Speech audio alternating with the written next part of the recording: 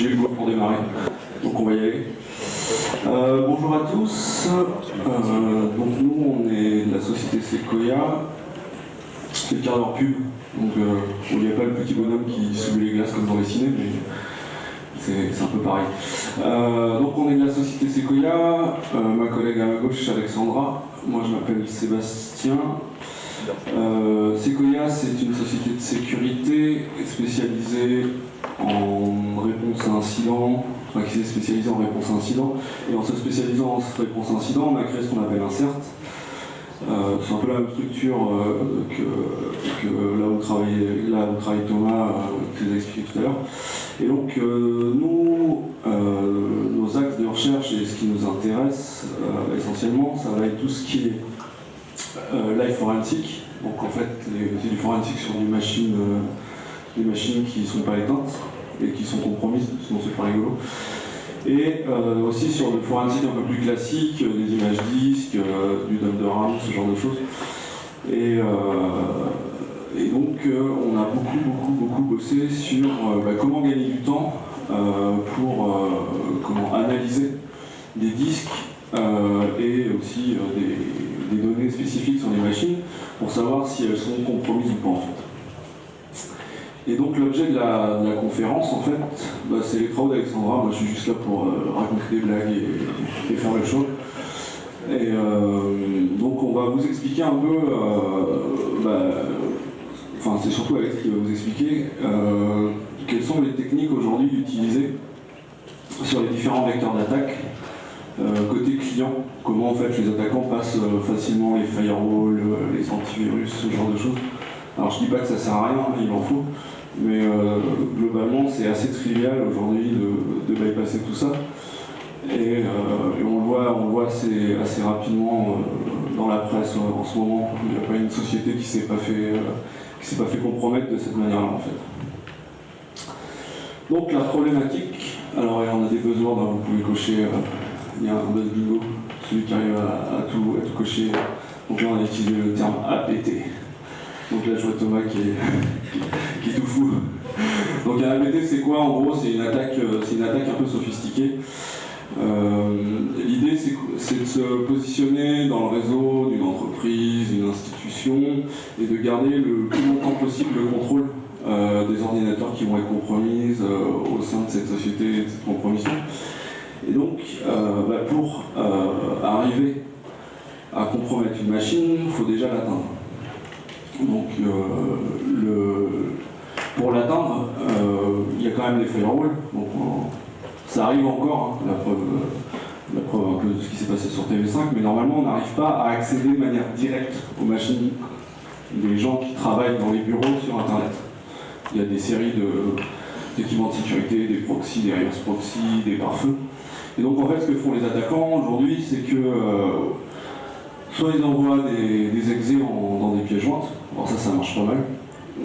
C'est le truc qui marche, qui est encore assez à la mode.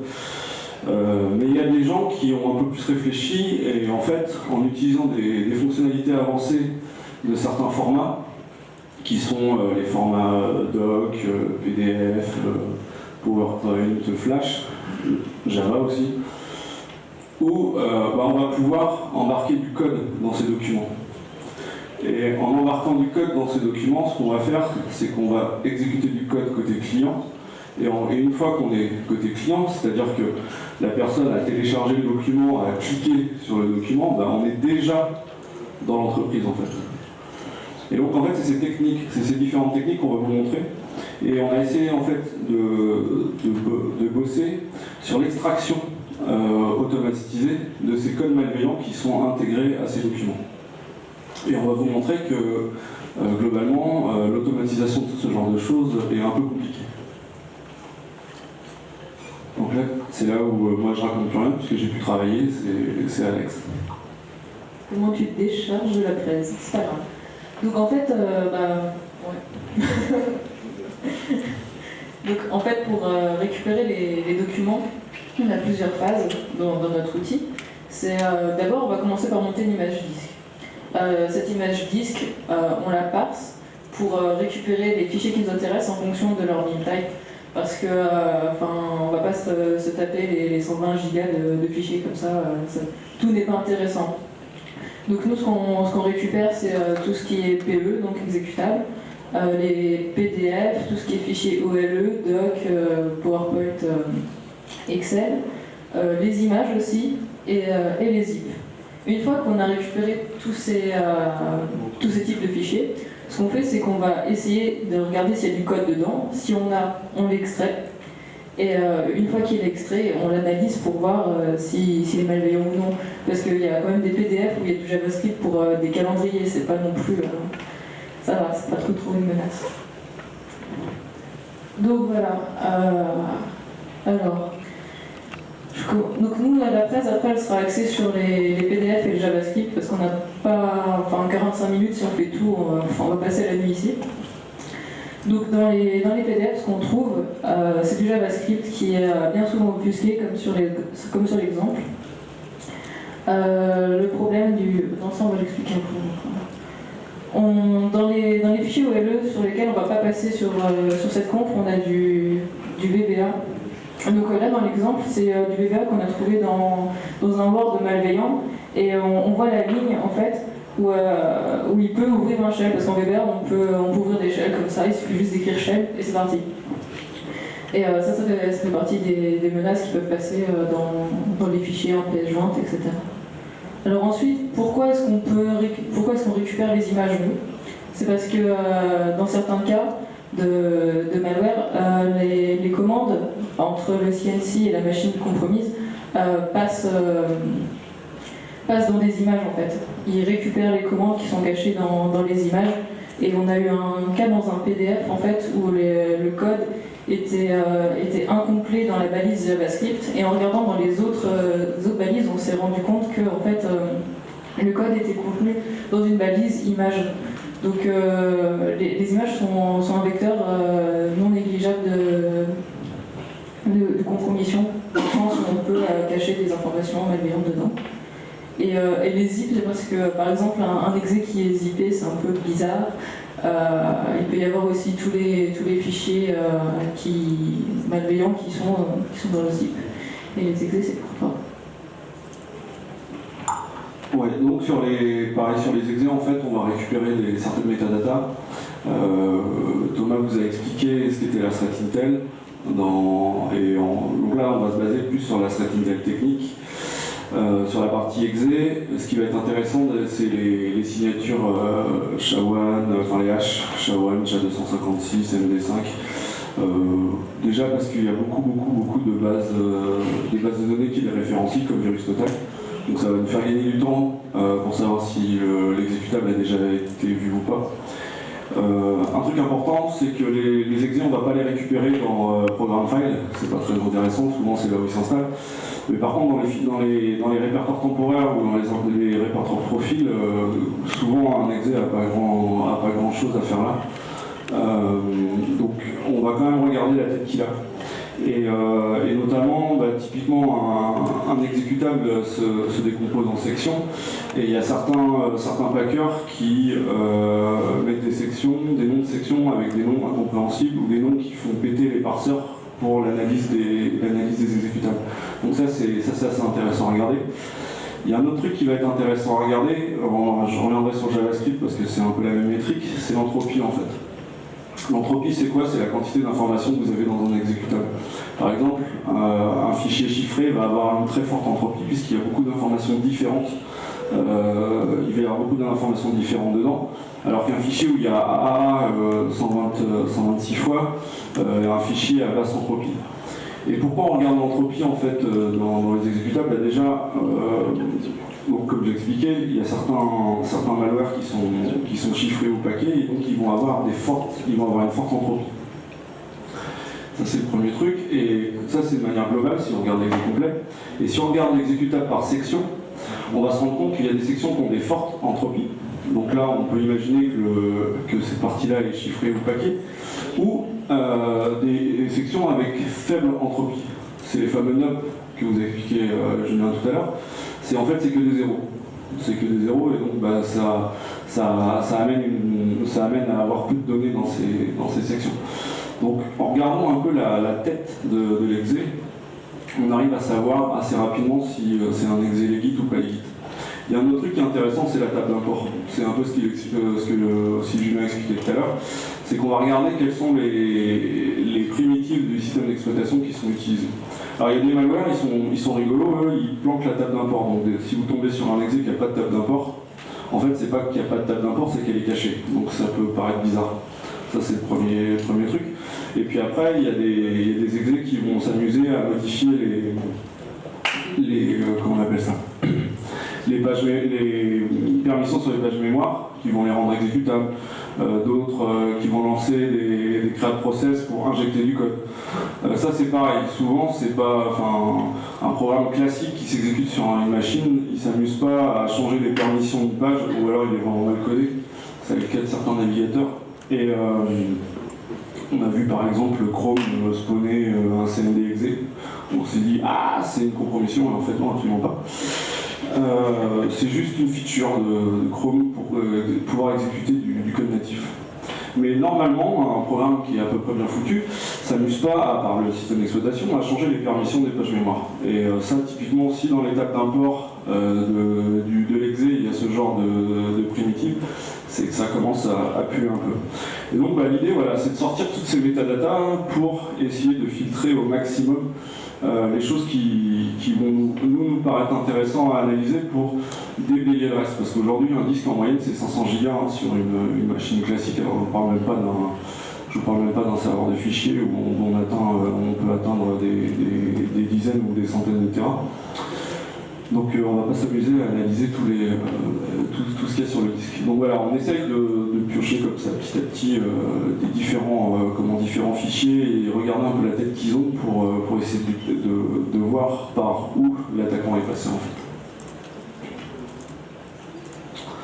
Et donc l'idée ça va être d'extraire les codes, ce qu'on code malveillant ou pas, comment on appelle ça, qu'il va y avoir dans les documents. Et en fait, les 3/4 des codes qui existent aujourd'hui dans les codes malveillants, qui sont orientés documents, ils font quoi? Ils sortent de la sandbox, souvent par un buffer overflow, et en sortant de la sandbox, ils font ce qu'ils veulent sur la machine. Alors, est-ce que tout le monde voit ce que c'est une sandbox au niveau PDF ou doc? Oui, non. Bon, j'explique vite fait. En fait, normalement, de base, le contexte d'exécution d'un document est surveillé par le programme. On ne peut pas faire n'importe quoi, normalement, avec un fichier doc ou avec un fichier PDF. Et donc, le grand jeu des gens qui développent ce genre de malware, c'est de sortir de cette sandbox, justement, pour pouvoir faire ce qu'on veut sur le système d'exploitation. Et donc en faisant ce qu'on veut sur le système d'exploitation, on va pouvoir télécharger des fichiers, on va pouvoir lancer un exécutable qu'on a récupéré d'Internet. Et donc c'est assez facile. Et donc ces différents documents, on va appeler ça, dans notre jargon, on appelle ça des droppers. C'est la première phase de l'attaque avant ce qu'on va appeler le payload final, c'est-à-dire le vrai virus. Pourquoi lui, ce qui va vraiment être utilisé par l'attaquant pour après rester dans le réseau ou cryptoloquer une machine si vous n'avez pas eu de chance et que vous êtes tombé sur un cryptolocker. Bon, c'est toujours moi là ? Ouais. Alors, comment ça se passe au niveau du JS? De la même manière que pour ce que vous a montré Julien tout à l'heure, c'est en gros, une fois qu'on est sorti de la sandbox via Buffer Overflow, on va vouloir exécuter du code directement au niveau du système d'exploitation. On va utiliser exactement la même manière que de l'exploit classique sur exécutable. On va coder un shellcode, on va le mettre en RAM et ça va l'exécuter. Parce que justement les primitives qui sont utilisées permettent de le faire. Et donc c'est du code assembleur qui va se positionner au niveau de la stack pour pouvoir sortir de la sandbox et faire ce qu'on veut. Et donc là par contre, je te donne la main. Donc tout à l'heure quand j'ai parlé des PDF, j'ai parlé vite fait d'objets, etc. Mais en fait c'est pas forcément clair pour tout le monde. Donc là une petite explication rapide de ce qu'est un PDF. Donc dans un PDF, déjà on a une en-tête qui signale que le fichier est un PDF. Ensuite, on a le corps qui va contenir des objets. Donc la première ligne, ça commence par 1 pour dire que c'est l'objet numéro 1. Et ensuite, là, sur cet exemple, c'est un dictionnaire avec, sur la première paire clé-valeur, c'est type en clé et catalogue en valeur. Et ensuite, la clé, c'est outlines. Et la valeur, c'est une référence vers l'objet 2. Parce qu'en fait, PDF, c'est un grand jeu de liens, de références, etc. Donc on a toute une liste d'objets comme ça. À la fin, en avant-dernier, on a un tableau qui s'appelle XREF qui va donner le nombre d'objets total. Ici c'est 8. Le premier c'est... je vais me rapprocher. Le premier c'est 0 ici. Le premier objet qui est libre. Ensuite on a le deuxième qui est situé à l'objet 9, qui est non libre, et etc., etc., etc. Ce qui veut dire que quand on veut parser un PDF à la main, on commence par le tableau croisé et on sait la position de tous les objets et combien il y en a. Et si on ne veut pas le parser à l'envers, on regarde dans le trailer qui nous dit aussi qu'il y en a 8 et que le premier objet pour lire le PDF est le numéro 1, ce qu'on voit derrière route. Donc maintenant qu'on sait qu'il y a beaucoup d'objets dans le PDF, c'est ce que j'ai dit tout à l'heure, on a du code qui se promène et dans un objet et dans l'autre, etc. Et donc nous, notre problématique, c'est donc de parser pour récupérer la totalité du code et avoir quelque chose qu'on pourra émuler et analyser. Le problème, c'est que quand on parse un PDF, ça se passe pas toujours très bien. Comme sur l'exemple, on a beaucoup de choses qui n'ont rien à voir avec du JavaScript. On a des morceaux de langage propre à PDF qui traînent. Et donc il faut déjà faire le ménage là-dedans pour récupérer le JavaScript et après regarder où pourrait être le code, sachant que c'est pas... Là où c'est rigolo, c'est que, par exemple, si vous avez du code JavaScript qui est utilisé dans l'objet 8, vous vous dites, si la fonction utilisée dans l'objet 8, elle doit être définie dans l'objet 7. Dans la logique du développeur, c'est défini avant. Et en fait, non, il peut être n'importe où. Donc on se retrouve à s'amuser, à regarder tous les objets pour récupérer un code JavaScript qui veut dire quelque chose.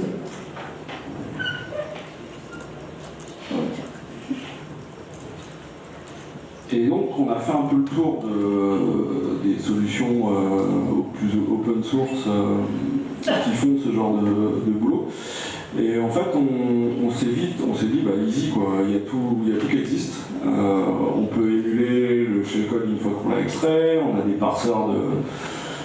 parseurs de PDF qui vont aller regarder s'il y a du JavaScript dans les objets.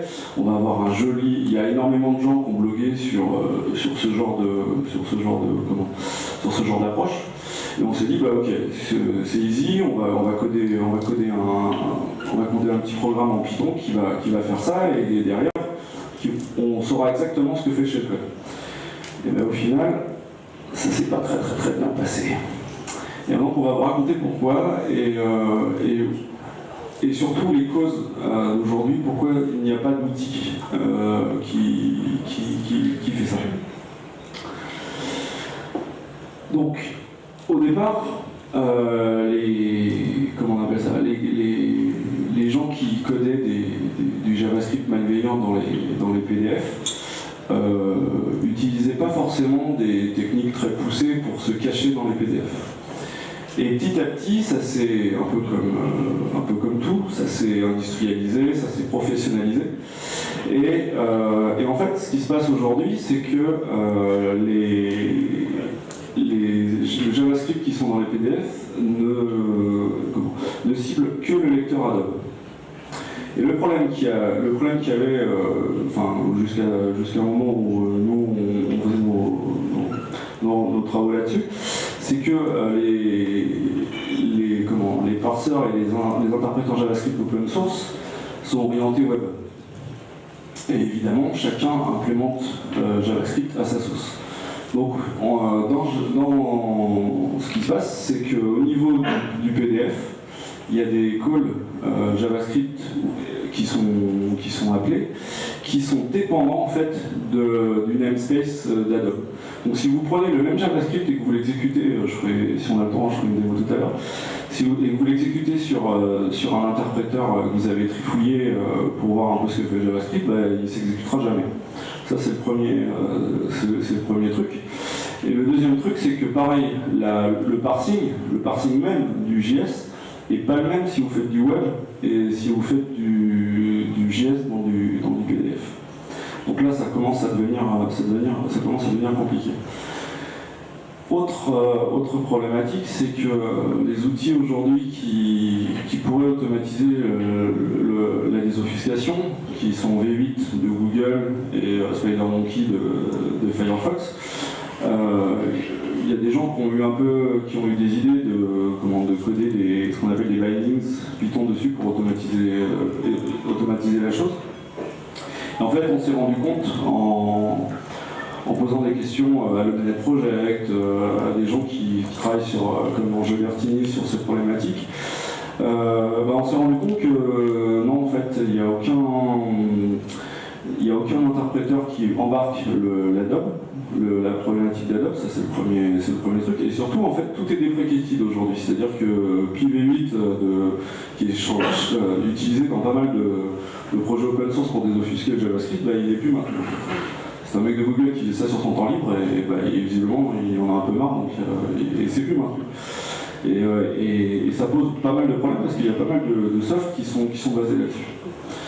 Donc, la problématique, c'est d'avoir un interpréteur qui va loguer tous les calls au moment de l'exécution, ça c'est le premier, pour au moins récupérer le shellcode, et surtout qui ne va pas planter, donc il va reprendre les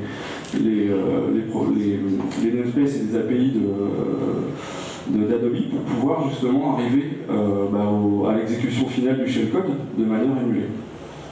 Et pourquoi on en est arrivé là? C'est là où je troll un peu.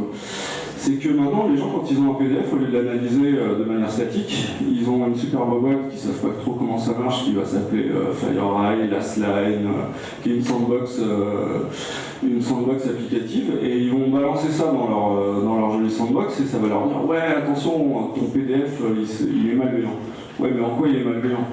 Moi, ce qui m'intéresse, c'est de savoir quelles sont les techniques qu'il y a dedans qui ont été utilisées justement pour sortir de la sandbox.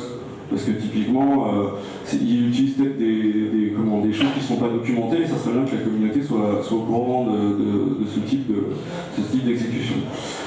Ça va se connecter à des canaux de contrôle.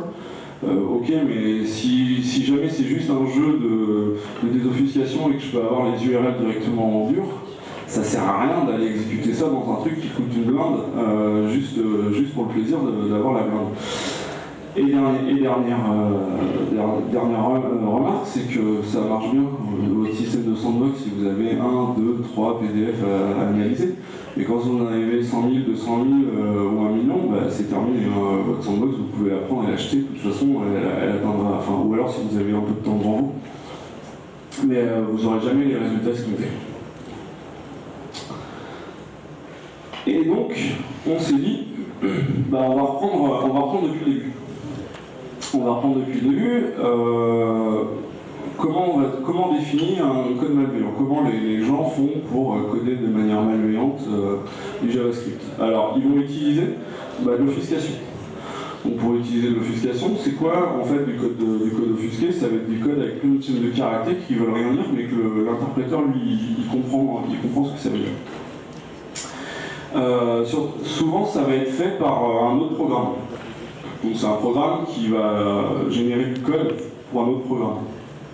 Et ça, souvent, ça ne va pas du tout avoir la même tête qu'un développeur classique. Vous allez avoir le code, vous allez avoir un code de 600 caractères sur une ligne. À moins que le développeur un développeur JavaScript soit complètement fou. Bon, déjà, il faut l'être pour faire du JavaScript, mais ça, c'est un autre débat.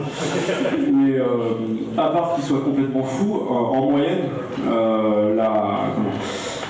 les bonnes pratiques, c'est pas plus de 40 caractères par ligne. Mais bon, si vous pouvez arrêter de faire du JavaScript, ça vous arrange. Et donc, on se dit, on va essayer de calculer des métriques pour essayer justement de voir si le code est offusqué pour offusquer. Et puis on verra dans un deuxième temps si on peut extraire la fameuse Intel qui nous intéresse.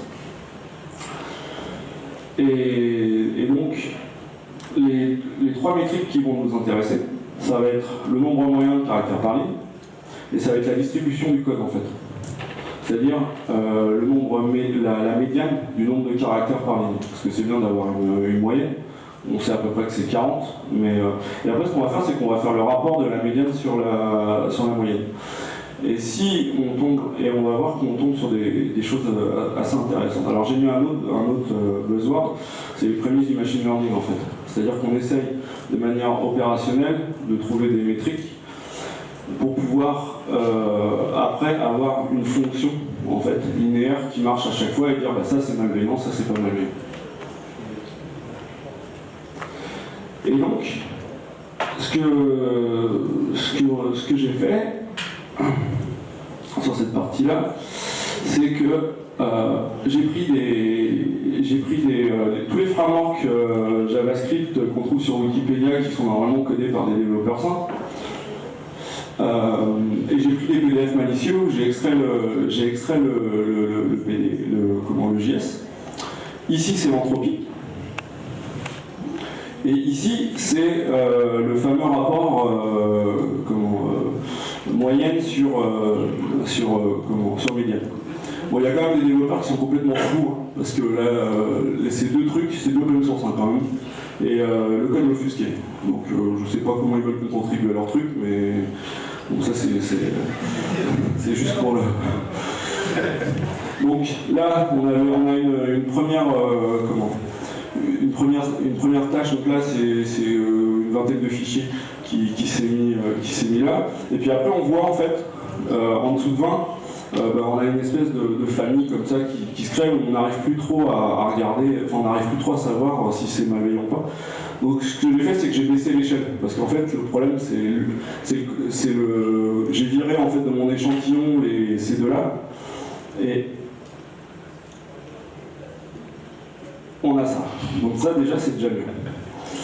Et donc là on voit ici, là clairement ça c'est du malveillant. Ça c'est du non malveillant. Alors après on a quelques faux positifs, c'est pas très gênant. Et après un autre truc qui est intéressant, c'est ce qui va se passer ici en fait. Parce que ça c'est les cas limites. C'est les cas limites. Et en fait c'est soit des développeurs fous, c'est le cas de ceux-là, soit c'est des gens intelligents qui ont codé des malwares malveillants. Et on a eu un cas où le gars il a tout codé en fait, il met une caractère par ligne et après il passe en dessous comme ça. Et donc tout le listing il est sur un caractère. Enfin tout le listing il est sur une ligne avec un ou deux caractères en fonction de... Donc voilà, donc ça c'est les quelques-uns qu'on a trouvés. Et c'est des PDF quand j'ai fait l'analyse, qui n'avaient même pas une journée. Donc c'est sur de la donnée fraîche. Et donc j'ai un peu regardé ce qui se passait à ce niveau-là. Et donc en fait c'est là où l'exercice s'arrête. C'est-à-dire que là on arrive à peu près à avoir quelque chose, mais toute cette partie-là on ne sait pas trop quoi.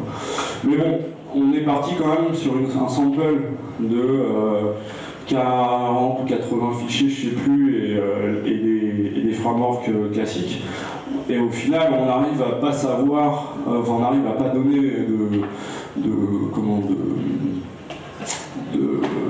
résultats, et être sûr si c'est malveillant ou pas, sur ces quelques fichiers en fait. Donc globalement, c'est quand même pas mal. Hop, là, je repasse. Donc, comme on l'a dit tout à l'heure, on n'est pas parti de zéro. On s'est basé sur des recherches, sur des outils existants. Donc, on a PyPDF qui nous a permis de regarder justement ce que je disais tout à l'heure, de parser les PDF et de pouvoir se promener dans les objets pour regarder ce qu'il y a dedans. On a JSONPack qui nous a permis d'émuler le JavaScript avec SpiderMonkey. On a Didier Stevens qui fait énormément de recherches sur tout ce qui est PDF, documents OLE, on a aussi utilisé son outil pour le VBA dont on n'a pas vraiment beaucoup parlé sur cette conf. Et ensuite, alors, on a dit tout à l'heure que que les codes qui se basent sur Pv8 étaient finalement obsolètes parce que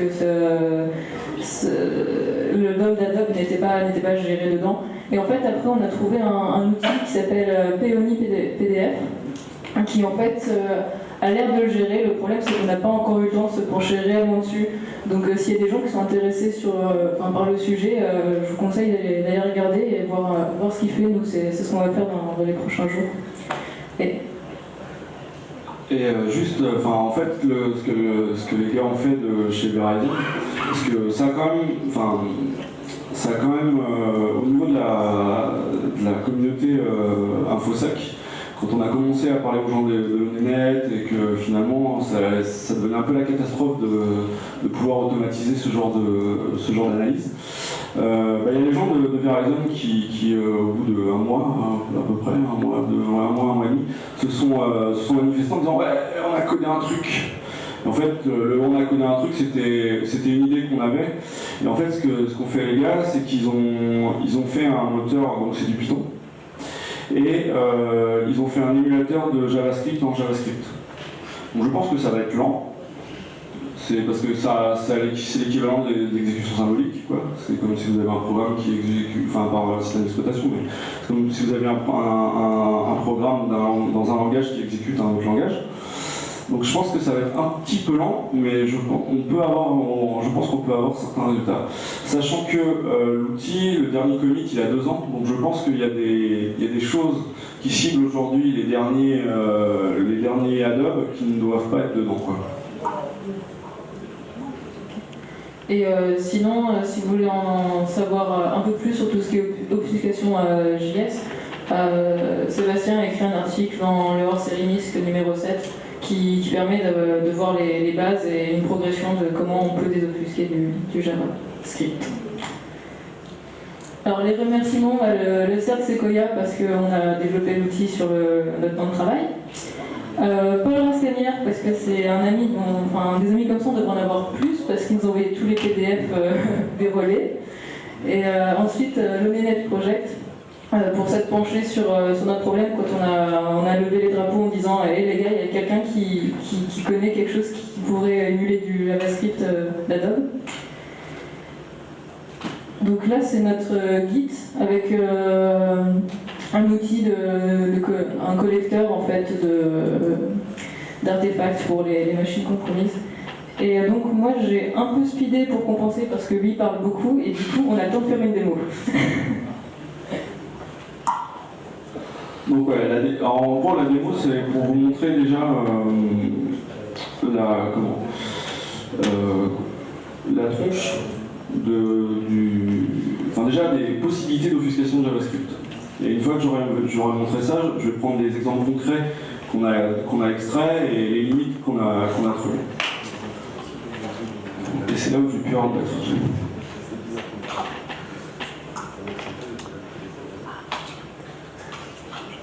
Il me reste 19 minutes, ça va le faire. En vrai, il y a une pause de 4 minutes. Hein, ah bah, c'est parfait. Ah non, mais dans les 19 minutes, il y a une pause de 15 minutes. Non, ça va bien se passer. Alors, hop, on va faire un petit peu de JS. Alors c'est pour vous dire que les gens pour inventer ce langage, c'est fou. Pour ça marche bien. Bon, ça marche, faut le dire vite.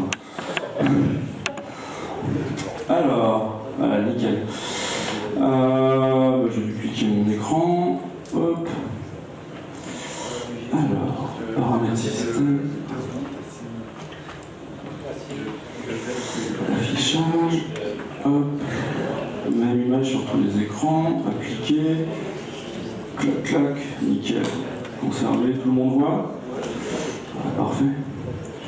Je vais déconnecter mon Skype, on ne sait jamais si on m'embête. Voilà. Alors on va utiliser la console la console qui attend. Hop, Firebug, ouvrir Firebug, clac. Ah, nickel. La console, parfait.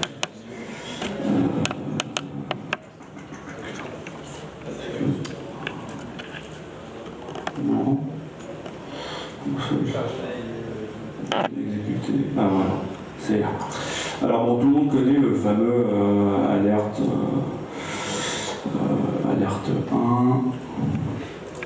Voilà, si je l'exécute, paf. Bon, jusque-là, je vous apprends rien, c'est génial. Alors, c'est là où les mecs se sont dit, et je pense qu'ils ont des gros soucis de schizophrène, c'est que si vous faites la même chose avec du code en chaîne de caractères, avec un eval, exécuter, hop, ça fait la même chose. Donc là, ça veut dire que je peux à n'importe quel moment récupérer du code en chaîne de caractères et faire ce que je veux. Et l'exécuter. Et il va exécuter le code sans vérifier quoi que ce soit au niveau... faut juste que la syntaxe soit bonne. Mais comme le DOM, en fait, c'est un gros dictionnaire, les mecs, ils sont encore plus tarés. Ils se sont dit, mais si je pouvais récupérer la fonction, le pointeur de fonction eval,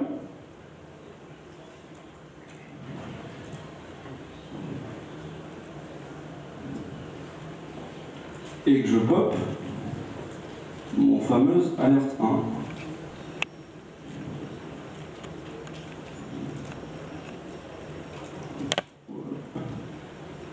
Ah, c'est l'effet démo. Normalement, ça marche, hein, avec un petit point virgule. Voilà, ça fait exactement la même chose. Donc j'ai 3 lignes de code différents qui font exactement la même chose. Donc maintenant, à ça, au lieu de faire alerte 1, vous prenez le code hexadécimal de chaque lettre, vous faites un string from buffer qui va transformer les chiffres en... vous voyez strictement plus rien. Donc coller un IDS pour détecter ce genre de choses, c'est quasiment impossible. J'avais fait un workshop à la nuit du hack qui, en fait, ce que faisait l'interpréteur JS avec le serveur, c'est qu'il faisait juste un XOR avec le user agent de l'utilisateur. Là, ça, il n'y a aucun IDS aujourd'hui qui détecte ce genre de truc. Et donc maintenant, je vais vous montrer exactement, je vais vous montrer du vrai code parce que ça, c'est gentil à côté de ce que font les méchants. Clock, conf. Ouais, il me reste 10 minutes, nickel. 3 minutes, il me reste. Oh, bon, bah, je vais speeder. Donc là, il va falloir me faire confiance. Donc on a pris. Non, on a pris PyPDF, on a extrait JavaScript. Quand on l'extrait, ça donne ce truc-là. Clac. Bon, bah déjà pour le commun des mortels, c'est juste imbitable. Hein. Donc ça, si vous essayez de l'exécuter avec SpiderMonkey, ça donne rien. Donc je vais être un peu plus gentil avec vous. Je l'ai beautifié. Hop. Donc ça ressemble un peu plus à du code d'humain. Donc voilà, ça, si les gens arrivent à m'expliquer direct ce que ça fait, je suis preneur. En gros, quand on commence à avoir l'habitude, vite fait, on voit qu'il va utiliser string from charcode, donc c'est le fameux truc que je vous expliquais tout à l'heure. KNLP de crochet eval, ben ça c'est un pointeur sur la fonction eval. Et ça, si vous l'exécutez dans SpiderMonkey, ça plante. Il sait pas l'exécuter. Donc je vais vous montrer vite fait. Voilà.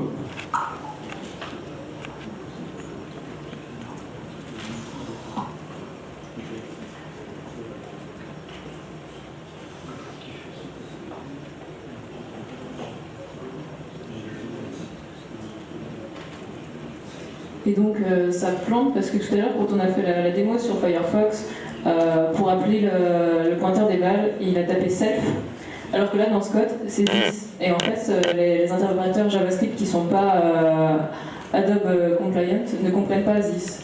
Pour eux, c'est pas un objet, ils plantent là-dessus.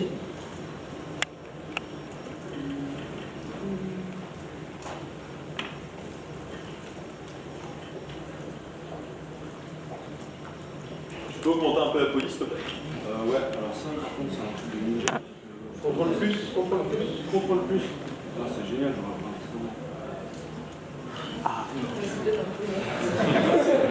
Là, si je suis pas con, c'est contrôle moins, c'est ça? Augmenter un peu plus, s'il te plaît. Comme ça, la limite, alors, voilà, donc là, il explique que BRTD, c'est pas une fonction. Alors, BRTD, c'est ici. C'est ici, et en fait, elle est appelée ici. Donc, ce que fait le programme, c'est que il va appeler KNLP qui est je sais pas où, va positionner BRT en tant qu'eval, et après il va exécuter le code. Donc si on veut bypasser ce truc-là, il y a un truc simple, enfin, si je... Hop. Ah, j'ai plus que 6 minutes, sinon j'ai plus de batterie, de toute façon, vous allez pouvoir y aller. Si je fais un eval, hop, et je recommence ma sauce, là c'est magique. Il m'a bien décodé toute la boucle qu'il y avait dans la fonction en allant chercher les différentes données. Par contre, qu'est-ce qu'il n'arrive pas à exécuter? C'est app. Alors app, c'est où? C'est ici, underscore mu égale app. Et ça, app, c'est quoi? C'est un namespace qui est spécifique à Adobe. Donc si on n'est pas capable de simuler en fait le truc Adobe, on va pas plus loin. Voilà. Et aujourd'hui, tous les JavaScript qui sont embarqués dans les PDF, pour beaucoup, ont cette limitation-là. Et je termine là-dessus, si vous avez, je pense que certains auront des questions. Il n'y a pas longtemps, j'ai analysé maintenant ce qu'ils s'amusent à faire, c'est encore plus rigolo. Ils mettent juste un point HTML en pièce jointe. En fait, quand vous cliquez dessus, ça va pop votre Internet Explorer. Et en fait, les mecs, ce qu'ils ont fait maintenant, c'est que ça va télécharger un ActiveX et tout ce qui va avec, donc pour vous coder votre machine. Et là, ce code-là, c'est comme sur les pages web, et on peut encore l'automatiser au niveau du parsing pour pouvoir exactement savoir ce que fait le JS. Mais côté client sur les interpréteurs JS de Adobe et d'autres, que ce soit Evans il faut être capable d'émuler en fait le namespace de l'interpréteur. Bon, je crois qu'on a terminé. Attends, on a vu cette rigolote. Ah ouais, attendez, je projette plus, c'est vrai. C'est compliqué l'informatique.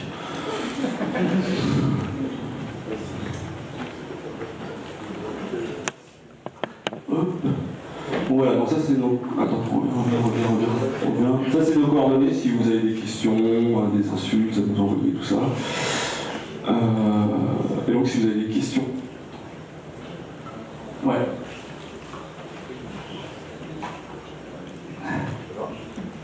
Non, ça marche pas, t'as pas le droit toi. Parce que je sens bien la question de la charne. Après, je suis plus.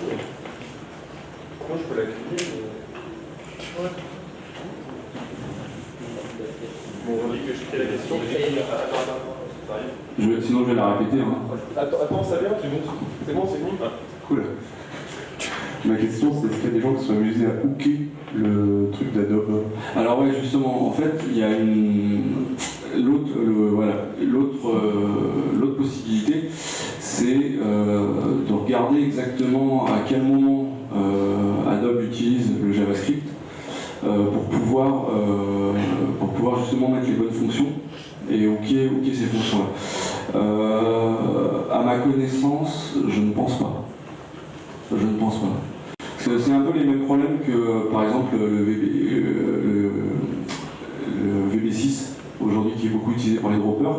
C'est qu'au bout d'un moment, quand tu débugs ton malware, tu te retrouves à débugger l'interpréteur VB, quoi. Et là, sur cette partie-là, il y a des gens qui commencent à réfléchir. C'est pareil, par exemple, pour JS.dll d'Internet Explorer, je pense qu'il y aurait des choses à faire directement, justement, ou quand JS.dll. Mais sur Adobe, j'ai pas à ma connaissance, non. Mais c'est une voie qui est intéressante, effectivement, puisque c'est là où le code passe. Donc, un peu comme l'hyperviseur, tu vois ce qui se passe et tu reconstruis a posteriori ce qui s'est passé, quoi. Et surtout, c'est plus facile que sur un microprocesseur. Tu n'as pas de notion de switch contexte et tout, donc tu peux vraiment avoir tout le flot de contexte d'exécution de ton JS. Donc ouais, je pense que c'est jouable, mais à ma connaissance, personne ne s'est penché là-dessus. Ouais. J'ai une question de Julien Wasper sur YouTube, Ouais. collectant un peu le niveau de sécurité des implémentations PDF.js en particulier, mais aussi Events et d'autres. Ouais. J'ai pas Il a posé quoi comme question? Savoir quel était le niveau de sécurité? Oui, le niveau de sécurité des implémentations PDF.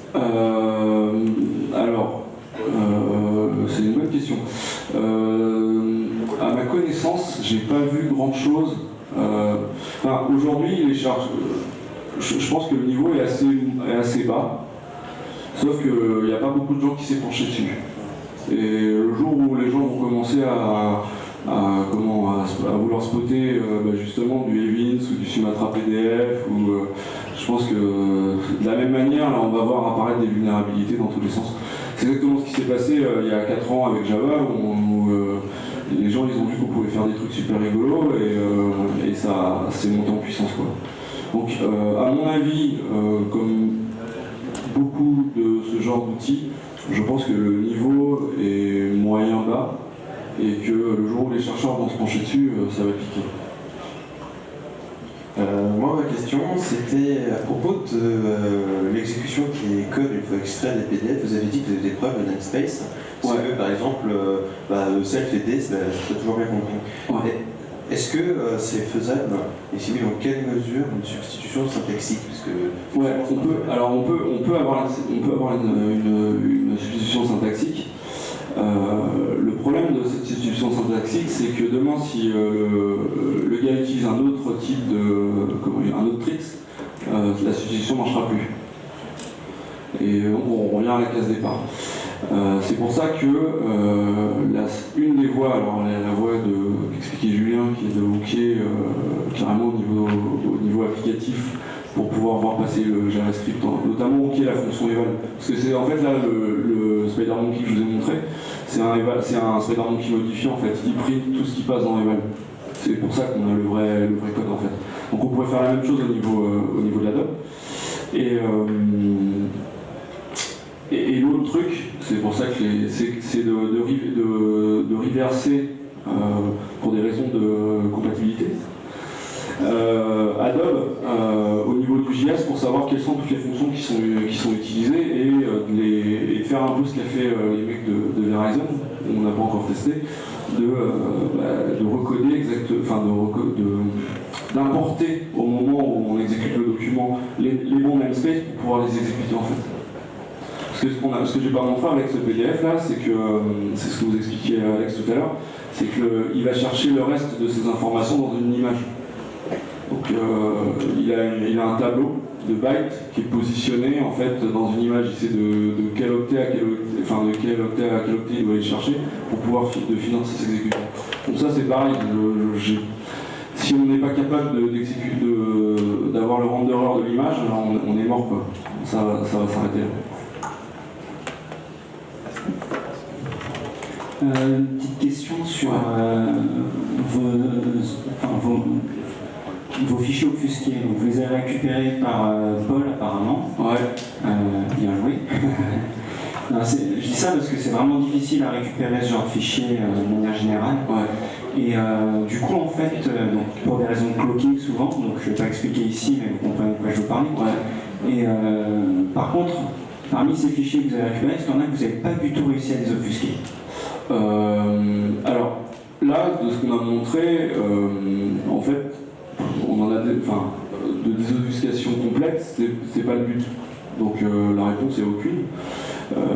Nous, ce qu'on voulait vraiment essayer de faire, c'était d'isoler le shellcode final pour pouvoir l'émuler. Et en fait, on s'est rendu compte que c'était pas possible. C'est pour ça qu'on est parti sur une autre biais. Mais là, là où on en est au niveau de la désobfuscation, de ce que je vous ai montré, je pense qu'il n'y a plus qu'une étape. Hein. Donc c'est quasiment terminé. Il y a d'autres systèmes systèmes d'obfuscation où c'est un peu plus compliqué. Donc, dernière question. Ah, c'est mon dernier. Moi j'ai une question en fait par rapport aux lecteurs PDF qui sont intégrés dans les navigateurs. Ouais, Ça se passe comment? Est-ce qu'il n'y a pas ça moyen se passe mal. Non, ça se passe comment et ça, Enfin, déjà, est-ce que l'interpréteur JS qui est celui du navigateur ou c'est un celui d'Adobe? Alors, quand c'est le plugin Adobe, c'est l'interpréteur d'Adobe qui est. En fait, c'est à chaque fois, ça va être l'interpréteur du plugin. Donc, c'est le plugin ou du programme du plugin qui va appeler le programme. D'accord, donc on a les mêmes problèmes. On a exactement les mêmes problèmes. D'accord. On a exactement les mêmes problèmes. Pareil, si tu utilises des plugins Word pour ouvrir tes points doc dans ton Internet Explorer, ça va être exactement la même chose. Mais aujourd'hui, le navigateur, il arrive à ouvrir directement le PDF. Oui, mais parce que il Sans ouvre direct. plugin. Hein? Sans plugin. Non, enfin, Internet Explorer, il sait pas faire. Hein? Firefox, ça. Oui, Firefox, il a son propre. Ouais, sauf que le JS d'Adobe, il sera pas exécuté puisqu'il sera pas reconnu. Donc, D'accord. l'exécution s'arrêtera là en fait. C'est pour ça que je dis bien, enfin depuis le début, les samples sur lesquels nous on a vu évoluer les choses, c'est qu'ils ciblent vraiment spécifiquement les lecteurs Adobe. Pour une simple raison, si vous êtes par exemple une société et que ça soit votre service d'achat ou votre service RH qui va recevoir des PDF, vous avez 99,9% de chances que ça soit du Adobe derrière. Donc comme c'est ce genre de population qui est ciblée pour des attaques, des campagnes ou des attaques de grande envergure, typiquement. Après, là les cas qu'on a présentés, c'est vraiment sur des malwares.